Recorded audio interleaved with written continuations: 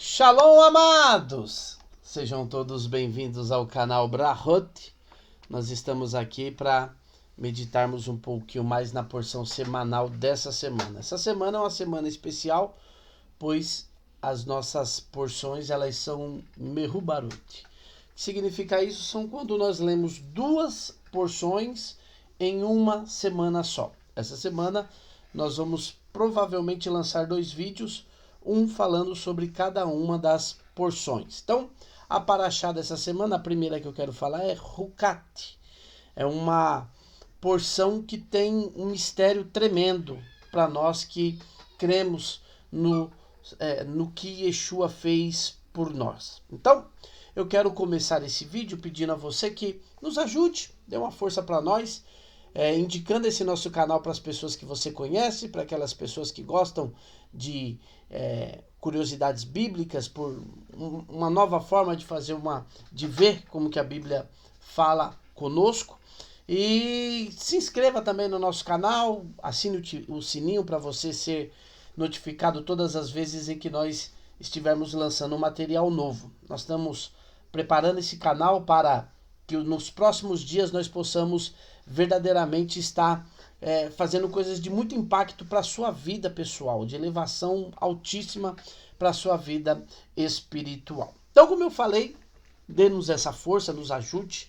Vamos fazer com que esse seja um canal que possa crescer e que possa fazer com que as pessoas tenham cada vez mais acesso, contato com a palavra de Deus de verdade. Quando nós começamos a estudar a fundo, nós sabemos que algumas coisas foram tapadas dos nossos olhos para que nós não víssemos, mas nós estamos cada vez mais... tem uma promessa que está lá no livro de Abacuque, quando a Bíblia diz assim que a terra se encherá do conhecimento do Eterno. Então, esse é uma marca do tempo do fim.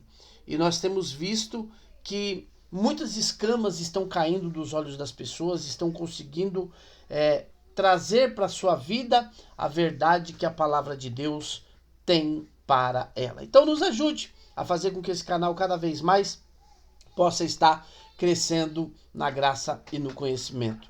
Nós, como eu falei, nós vamos falar sobre a paraxá, a porção semanal de Hukat. Ela se encontra lá no livro de Números, capítulo 19.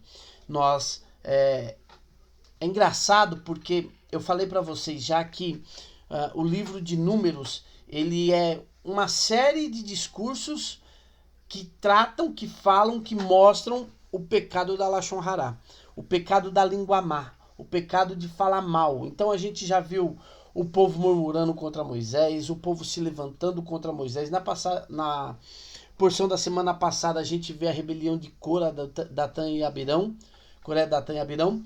E nessa semana, de repente, o Eterno vai colocar um assunto que parece que não tem nenhuma correlação. Parece que do nada o Eterno chega e coloca uma coisa nova para o povo de Israel. E o que é essa coisa nova? É chamada em hebraico de Pará Adumá.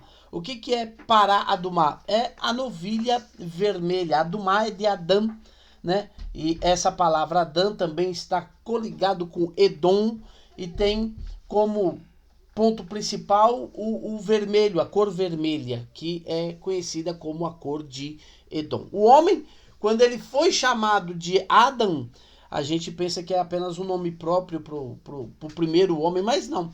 Quando a Bíblia diz que Adão, o homem recebe o nome de Adão, é porque ele tinha características da terra que ele foi formado. Entre elas, segundo alguns sábios, ele era avermelhado. Então, essa Pará Adumá é a novilha vermelha. Talvez você nunca tenha ouvido falar sobre o sacrifício da novilha vermelha, da Pará Adumá. Mas hoje nós vamos falar um pouquinho. No capítulo 19 do livro de Números, vai dizer assim, ó: disse mais o Senhor a Moshe e a Aarão: este é o estatuto da lei que o Senhor ordenou, dizendo: diz aos filhos de Israel que tragam uma novilha vermelha, sem defeito, que não tenha mancha e sobre a qual não se tenha posto jugo. puxa vida, o começo do texto, o começo da discussão, da conversa, já mostra uma coisa fora do normal, fora do comum. Se eu perguntar para você assim, quantas novilhas vermelhas você já viu na vida? Talvez você vai dizer para mim assim, eu nunca nem ouvi falar que existia novilha vermelha, mas existia. E o Eterno está exigindo que seja feito um sacrifício através de uma novilha vermelha. Os sábios vão dizer que se ela tivesse 3 pelos que não fosse vermelho, ela já estava inválida para ser feito o sacrifício. Ela tinha que ser totalmente vermelha. Então, quando a gente vê aqui, a gente já vê que não é um sacrifício normal. Todos os outros sacrifícios que principalmente são expressos lá no livro de Levítico, o que fica claro para nós lá naqueles sacrifícios todos? Fica claro para nós que aqueles sacrifícios é o homem que oferece a Deus. Deus não exigiu. Deus falou, olha, você pecar, você vai apresentar. Mas é o homem que procura Deus. É o homem que busca Deus. A parada do mar, a novilha vermelha, ela é diferente. Porque não é o homem que procura Deus. É Deus que procura o homem. É Deus que busca o homem através desse sacrifício. E mais para frente a gente vai ver quais são as principais características que o Eterno coloca sobre esse sacrifício. Então, tudo começa com o Eterno pedindo o quê? Um sacrifício de uma novilha vermelha. Segundo a história, o período do templo, o período em que o templo esteve construído, desde o tabernáculo até o templo de Jerusalém, construído pelo sábio rei Salomão, os nossos sábios vão dizer que houve 9 vacas vermelhas. 9 vezes a vaca vermelha foi sacrificada e foi colocada as suas cinzas para a purificação do povo de Israel. É comumente aceito que a 10ª será na era de Machia. Será na era em que o Machia chegar e estabelecer o seu reino. Alguns cristãos têm até paura quando a gente fala dos sacrifícios do Antigo Testamento. Ah, não, porque o sacrifício de Yeshua, lá no livro de Ezequiel e também no livro de Isaías, quando você estuda a fundo e ela vai falar a respeito da construção do novo templo que vai existir, do chamado terceiro templo, o que vai acontecer? Lá vai ser dito que todos os serviços serão restabelecidos.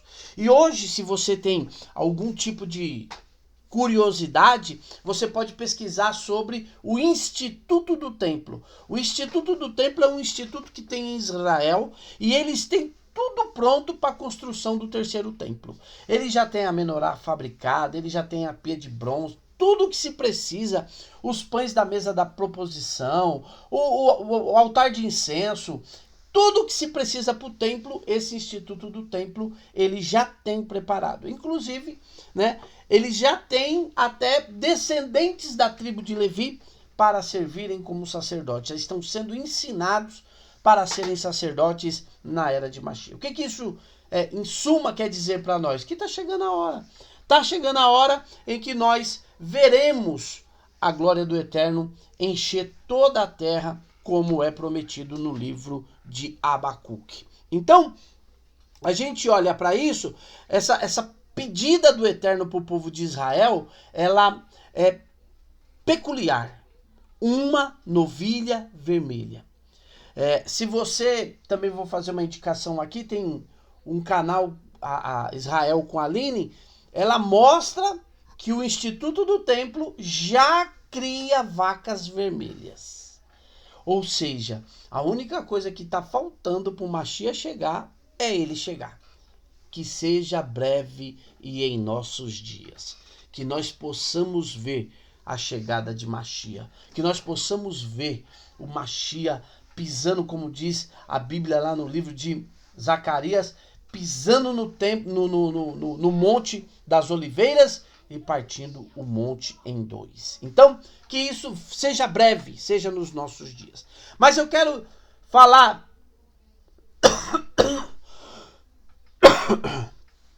9h44. Vou aproveitar o 9h44.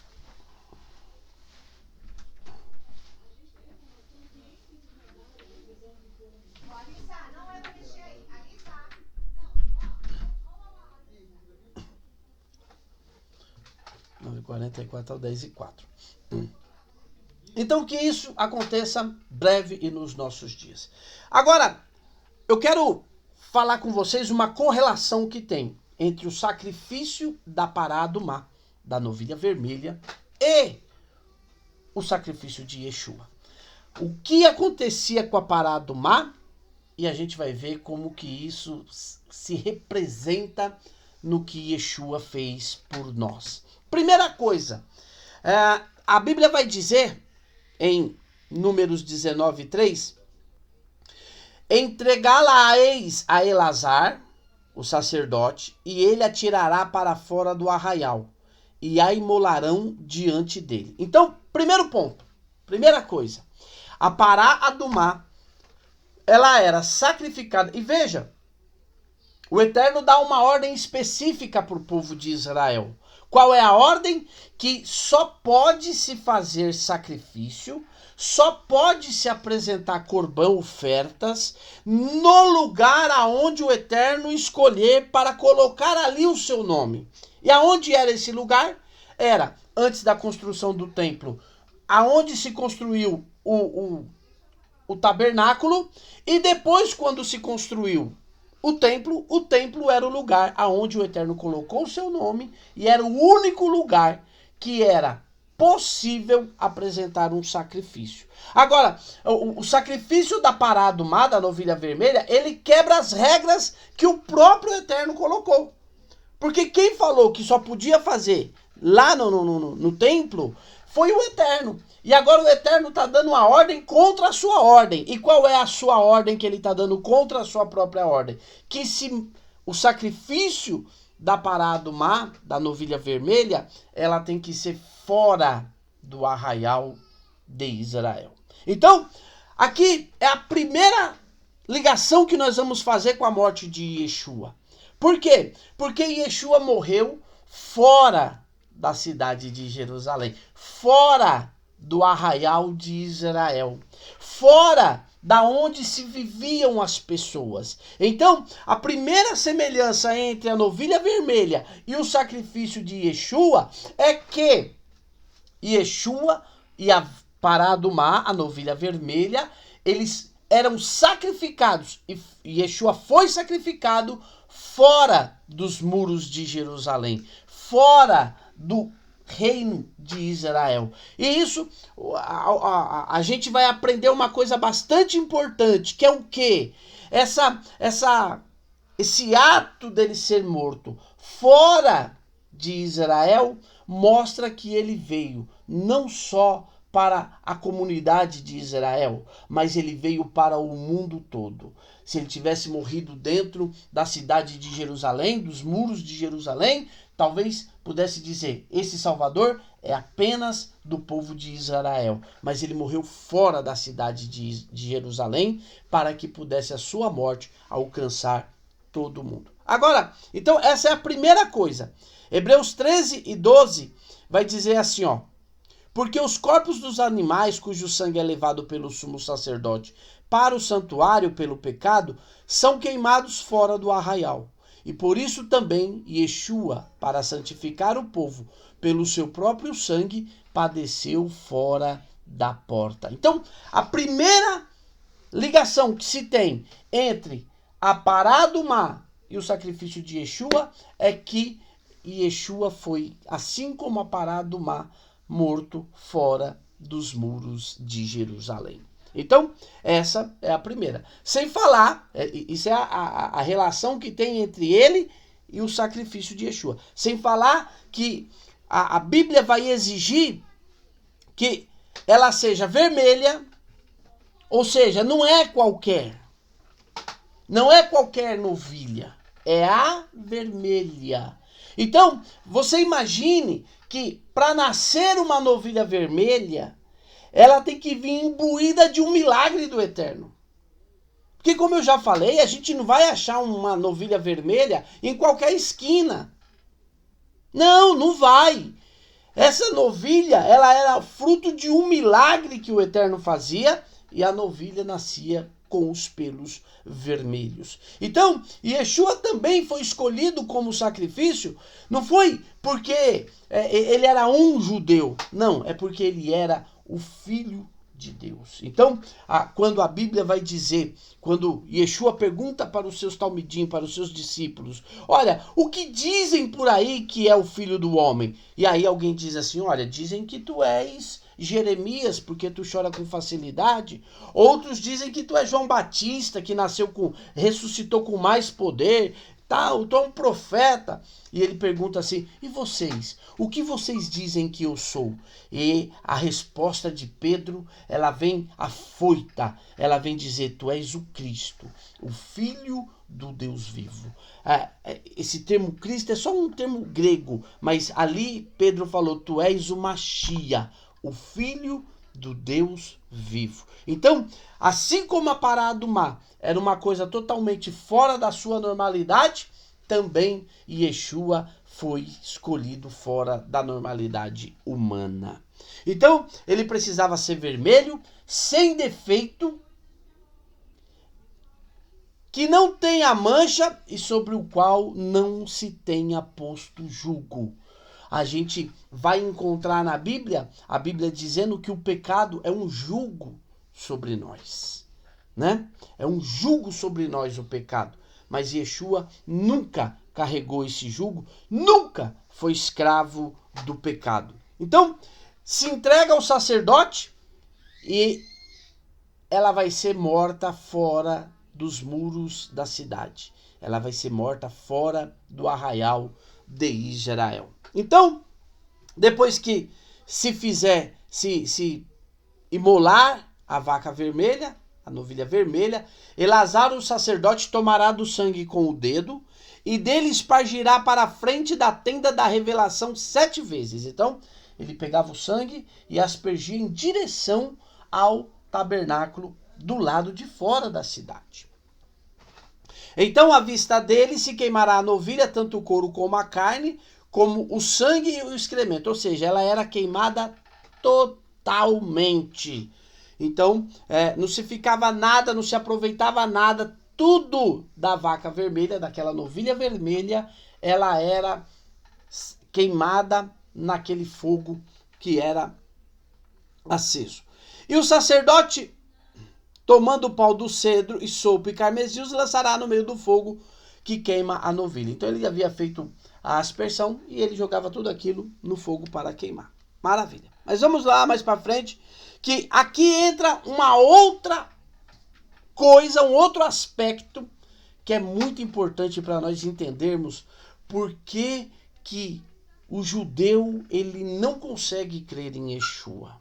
Olha só, o versículo 7. Então o sacerdote lavará suas vestes, banhará o seu corpo em água e depois entrará no arraial e será imundo até a tarde. Você vê, ele foi fazer esse ritual, para você ter uma ideia, depois nós vamos explorar mais isso, mas esse ritual, ele é o maior purificador que pode se ter. A maior forma de purificar uma pessoa é através desse ritual aqui da água misturada com a cinza da vaca vermelha. Só que quem faz o sacrifício, e o sacerdote foi lá participar dele ser imolado, ele se torna impuro. Ou seja, é como se a gente dissesse assim que a vaca vermelha, ela tinha o poder de impurificar quem tinha contato com ela. É um contraponto terrível. Por quê? Porque ao mesmo tempo que é uma forma que o Eterno colocou, da pessoa ter a forma mais forte de poder se purificar, também é a forma mais forte que tem de se impurificar depois de se impurificar com o morto. Então o cara ia lá fazer um sacrifício e ele ficava impuro. Então é por isso que hoje em dia o judeu, quando ouve falar de Jesus, quando ouve falar do cristianismo, isso para ele é por quê? É o poder do sacrifício do próprio Yeshua.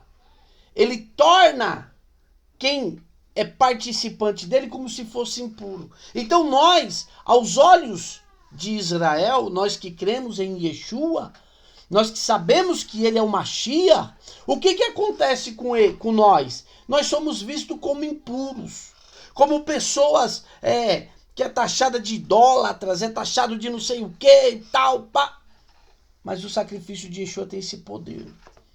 Aos olhos de quem está olhando só pela lei, ela não consegue ver o poder de purificação que tem no sacrifício de Yeshua. Então, nós vamos ver aqui que a vaca vermelha, ela impurifica quem faz o sacrifício. É por isso que Yeshua, ele é, dependendo do ciclo que você conhece, ele é visto como maldito. Ele é visto como algo abominável em judaísmo ortodoxo. Por quê? Porque esse é o poder do sacrifício de Yeshua. A paráduma que ia libertar, que ia trazer pureza para quem era impurificado pela morte, através do sacrifício de Yeshua, do sacrifício da paráduma, da novilha vermelha, ele era novamente colocado de volta para dentro do arraial. Então, agora, olha só, que coisa interessante. O sacerdote tinha que fazer lavar suas vestes e ele ficava impuro até a tarde. Só depois. E ele, para se purificar, ele tinha que se aspergir com que água? Da vaca vermelha. Quem queimava a vaca, 19:8, também ficava impuro. Também o que a tiver queimado lavará suas vestes, banhará seu corpo em água e será imundo até a tarde. Quem juntava a cinza também ficava impuro. Números 19:10. E o que recolher a cinza da novilha lavará as suas vestes e será imundo até a tarde. Isto será por estatuto perpétuo aos filhos de Israel e ao estrangeiro que peregrina entre eles. Então veja, todo mundo que participava ficava imundo. Todo mundo. Hoje, alguns, durante a história e também hoje em dia, alguns judeus já têm se despertado para conhecer o verdadeiro Yeshua. O Yeshua que subia para Jerusalém 3 vezes por ano para poder cumprir as festas que o Eterno determinou. O Yeshua, que ele, quando alguém perguntou qual é o maior dos mandamentos, ele disse assim: Shema Israel, Adonai Eloheinu, Adonai Echad. Ouve Israel, o Eterno é o nosso Deus, o Eterno é único. Então, quando a gente começa a ver isso, as pessoas que estão querendo olhar para nós que cremos em Yeshua, nós que participamos do sacrifício de Yeshua, que estamos envolvidos no sacrifício de Yeshua, nós nos tornamos impuros aos olhos de outras pessoas. Então, esse é um aspecto muito tremendo que a gente precisa entender. Assim como a vaca vermelha impurificava, nós também estamos como que impurificados, porque nós temos contatos com o sacrifício de Yeshua. Então, nós precisamos entender isso. Às vezes as pessoas falam, não, mas o judeu não tem nada, irmão. O negócio é para nós. Eu sempre falo para as pessoas o seguinte, quando nós olhamos, quando os irmãos de Yosef chegaram no Egito para comprar pão, para comprar mantimento, eles encontraram um egípcio com cara de idólatra, com vestes de idólatras, falando como um idólatra, e o que é pior, tanto Yosef quanto os seus servidores, os seus serviçais, diziam para os irmãos de Yosef o seguinte: o nosso mestre, ele adivinha as coisas através de um cálice que ele tem, que é o cálice que ele vai colocar na bolsa de Benjamim. Então, quando os irmãos de Yosef chegam para comprar pão, eles estão vendo um idólatra. Eles não conseguem ver que aquele é Yosef, que o Eterno levantou como um Mashiach naquele tempo, para que o povo de Israel pudesse ser salvo. Então, a mesma coisa é hoje. A mesma coisa é agora. O que vai acontecer? O povo vai ficar achando, não, esses caras aí são idólatras. Esse povo aí não quer saber. Esse povo não obedece à lei. Esse povo. Mas só que tem uma coisa. No dia que Yosef se revelou, os irmãos entendiam que ele estava apenas ali sendo usado pelo Eterno. De uma forma que o judeu nunca aceitaria. De uma forma que o judeu nunca concordaria. Quando a gente fala de Moshe, ele nasceu num berço hebraico, num berço judeu, mas ele foi criado pela filha do faraó. Ele foi chamado de filho da filha do faraó. Ele foi preparado para ser um príncipe do Egito. E com certeza quem olhava para Moshe antes dele matar aquele servo egípcio é só mais um idólatra. É mais um pecador. Mas quando ele foge para o deserto de Midian, e lá ele tem um encontro com o Eterno através da sarça ardente, aquilo que parecia ser idolatria, na verdade era alguém que temia ao Eterno de verdade, e ele vai voltar para o Egito para salvar o povo de Israel. Então, eu quero dizer para você o seguinte, olha, a gente precisa tomar cuidado, porque hoje parece que a morte de Yeshua só serve para nós que cremos nele. Mas tenha certeza de uma coisa. Não é só para nós. É também para o povo, para o mundo todo. E na hora, quando ele se revelar como Mashiach, todos irão reconhecer. Esse aí não é um idólatra. Esse aí não é alguém que serve a idolatria. Esse é o Mashiach que chegou. Agora, as cinzas da novilha vermelha misturada com água, o que ela fazia? Ela purificava a pessoa da pior forma, e eu já falei disso em outros vídeos, que a pior forma de impurificação de uma pessoa é quando a pessoa se impurifica com o morto. Então a pessoa se impurifica com o morto é a pior forma de impurificação que ela pode ter. E aí, quando a gente olha para isso, quando a gente vê isso, a gente vai ver que a vaca vermelha traz então a maior purificação. Porque era obrigatório a pessoa que teve contato com o morto e ele se tornava impuro, ele passava a ser obrigado a estar de toda forma fazendo o seguinte, se purificando através da água que continha a cinza da vaca vermelha. Só que hoje em dia nós não temos mais templo. Hoje em dia nós não temos mais as cinzas da vaca vermelha. O povo de Israel, ele já nasce envolto da Torá. Eles já nascem, como diz Shaul Hachalia, o apóstolo Paulo.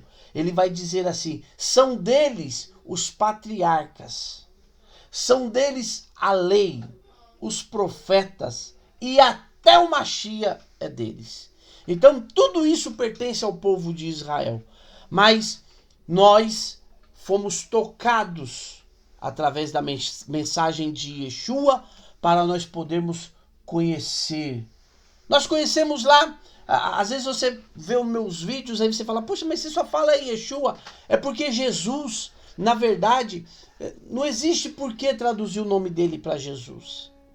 O nome dele é Yeshua, que significa o Eterno salva. Jesus não tem, como que eu posso dizer? Não tem significado esse nome. É só um nome que foi aportuguesado. Mas Yeshua é aquele que o nome vai dizer, o Eterno salva. E através dele, nós fomos purificados dos nossos pecados. Então, o ritual do sacrifício da pará adumá, da vaca vermelha, que era tão terrível, que impurificava todo mundo que tinha contato com ele. Agora a cinza dela, misturada com água, purificava todo mundo do pior pecado. E qual é? Na verdade não é um pecado, mas da pior forma de você estar impuro. Quer o quê? Ter contato com o morto. Mas o apóstolo Paulo vai dizer para nós que nós estávamos o quê? Lá atrás. Nós estávamos mortos nos nossos delitos e pecados. Então nós estávamos impurificados não porque tivemos contatos com mortos, mas nós éramos o morto. E o morto, por que você se impurifica quando você tem contato com o morto? Porque o morto, ele é a maior fonte de impureza quando a pessoa morre. Por quê? Porque todos nós temos uma luz divina. O que nos mantém vivo é a centelha divina. Foi aquilo que o Eterno soprou no nariz de Adão e ele passou a ser alma vivente. Essa facúlia de vida que Deus deu para Adão, que manteve Adão vivo, é o que mantém cada um de nós vivos. E quando nós temos contato com a santidade da palavra de Deus, amados, é por isso que nós não devemos brincar de servir a Deus. Nós não devemos brincar de dizer que somos pessoas que obedecem a Deus. Porque quando nós temos contato com a santidade, com as coisas que estão relacionadas à santidade, quando você para ver esse vídeo, você está tendo contato com a santidade. E aí qual é o grande problema quando você tem esse contato com a santidade? É que quando você morre, se você não foi uma pessoa que andou corretamente com Deus, você está cheio de luz. Cheio de pontos de santidade em você. E aí sabe o que acontece? As forças do mal vêm para roubar essa santidade que tem em você, porque essa santidade não vai ser usada corretamente. Então, quando eu peco, e aí eu estou falando não é de você cometer erros, é de você pecar deliberadamente. Quando você peca porque quer pecar, você sabe que é errado, mas quer fazer. Não, é errado, mas eu vou para cima. O que você está fazendo? E aí você vem buscar santidade, você vem conhecer a Bíblia, você vem conhecer a Torá, você vem conhecer os mandamentos, você vem querer obedecer a Deus e tudo mais, você começa a ter contato com santidade. E quando nós estamos mortos fisicamente, Salomão vai dizer que o pó volte para a terra, porque ele veio da terra, mas que o Rua vá para Deus. Que o Rua suba para Deus. Então, se isso não volta para Deus, é por isso que os nossos sábios ensinam que quando a pessoa passar pelo juízo final, a alma dele vai estar viva, porque essa facúlia divina vai estar mantendo a alma dele viva. E aí, em determinado momento, quando ele for julgado, o Eterno vai tomar essa facúlia dele. E aí, ele vai ser morto, que é o que diz lá em Apocalipse. Esse é o dano da segunda morte. Então, meu querido e minha querida, nós temos que tomar cuidado com isso. Por quê? Porque quando nós não tomamos cuidado, nós estamos juntando muitas vezes santidade. Quando, por exemplo, vamos supor, só para você ter uma ideia, quando nós estamos jejuando,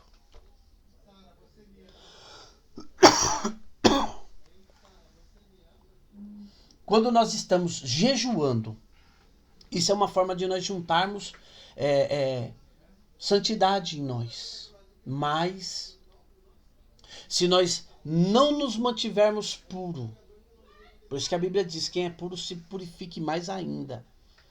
Se nós decidirmos abandonar as coisas de Deus, essa luz, em determinado momento, ela vai ser usada pelas forças do mal para manter-se viva. Então, é por isso que nós vamos ser a Bíblia vai dizer assim que nós somos entregues à morte o dia todo. Por quê? Porque o dia todo nós estamos sendo tentados, nós estamos sendo pressionados para ver se a gente foge do propósito que o Eterno tem para conosco. Mas nós vamos nos manter firmes. Então, as águas, junto com a cinza, se tornava a maior fonte de purificação. E aí, Yeshua em Hebreus 10, 22 vai falar assim, ó, cheguemos-nos com coração em inteira certeza de fé, tendo os corações limpos da má consciência e o corpo lavado com água limpa.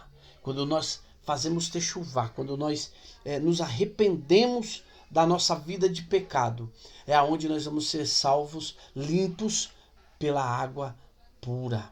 Pela água que não é a água que jorra em qualquer fonte. É a água que tem a cinza da vaca vermelha. Ainda em João 15:3, Yeshua vai falar para os seus discípulos: vós já estáis limpos pela palavra que eu vos tenho falado. Então, a palavra de Deus, ela tem o poder de nos purificar. Salmo 119, o verso 105, Salmo 119 e o verso 12, se não me falha a memória. Como purificará o mancebo o seu caminho? Observando conforme a tua palavra. Salmo 119, 105 vai dizer que lâmpada para os meus pés é a tua palavra e luz para os meus caminhos. Então, nós estamos em uma jornada, em um ponto em que nós precisamos entender o seguinte: nós estamos sendo purificados por aquilo que as pessoas que olham de fora olham para nós e acham que nós estamos sendo impuros. Então, a gente precisa nos apegarmos a isso.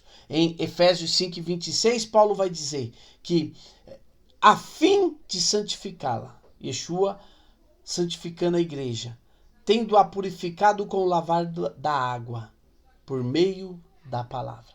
Como eu falei anteriormente, hoje nós não temos o templo, hoje nós não temos vaca vermelha, hoje nós temos algo que vai durar até o reinado do Mashiach, que é sermos alcançados pelo sacrifício de Yeshua. Que nós possamos sempre entender esse aspecto, sempre entender essa verdade. E se nós conseguirmos entender essa verdade, isso vai ser uma brahá para a nossa vida.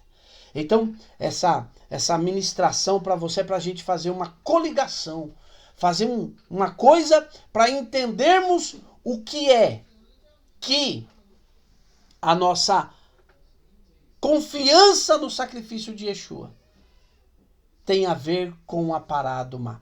Assim como a pará adumá impurificava quem estava envolvido, nós, entre aspas, aos olhos de outros, estamos impurificados porque estamos envolvidos no sacrifício de Yeshua. Mas a água que hoje purifica a nossa vida, a água que hoje purifica nós, a água que hoje tira, como disse João Batista quando viu Yeshua descendo para ser batizado por ele: eis aí o Cordeiro de Deus que tira o pecado do mundo. Assim como ele recebeu esse título de João, através do sacrifício dele, nós estamos sendo purificados. Através do sacrifício dele, nós estamos deixando o mundo de pecado para trás. Através do sacrifício de Yeshua, nós estamos deixando de seguir aquilo que é terrível. Outra hora nós estávamos mortos nos nossos delitos e pecados. E nós sentimos até prazer em cometer pecados. Mas hoje, com a palavra nos purificando, nós estamos verdadeiramente limpos para a glória de Deus. Então, essa é a correlação entre a pará adumá, a novilha vermelha, e o sacrifício de Yeshua. Não se esqueça de curtir o nosso vídeo, de comentar, porque quando você comenta, o YouTube oferece para mais pessoas. Não se esqueça de estar inscrito, de ativar as notificações, de nos ajudar espalhando essa mensagem pelo Brasil e pelo mundo. Eu espero você no próximo vídeo do canal Brahot. Até lá, que o Eterno te abençoe, Beshem Yeshua HaMashiach.